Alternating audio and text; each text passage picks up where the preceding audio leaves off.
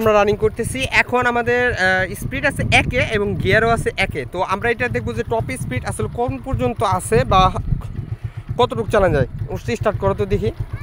এবার আস্তে আস্তে পিক আপটা বাড়াইতেছি। হ্যাঁ, এবার দেখতেছি তো এই চাকাটা কিন্তু ঘুরতেছে। এখন দেখুন আমাদের কত নাম্বার, 1 নাম্বার আছে 15, তারপরে হ্যাঁ এই দেখুন 15 থেকে 20, 24, 26, 29, 30 1 নাম্বারে।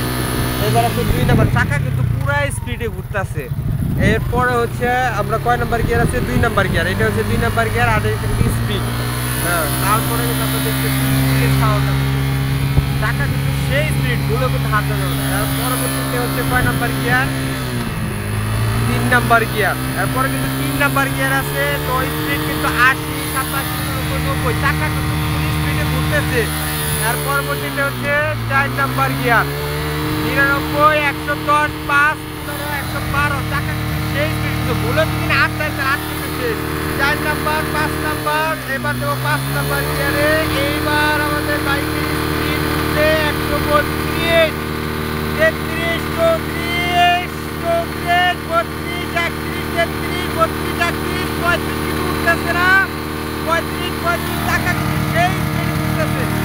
আস্তে আস্তে 34, 34, 34, 34, 35 উঠবে, 35 উঠবে, 35, 35, 35 উঠবে কিনা? না, আমরা 35 উঠাতে পারি নাই। যাই হোক, এবার আস্তে আস্তে গিয়ারটি কমাও।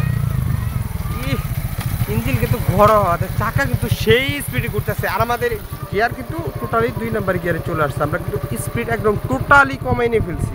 দেখুন এখন আস্তে আস্তে ঘুরতেছে। তো আমাদের স্পিডটা কিন্তু এখানে দেখলাম।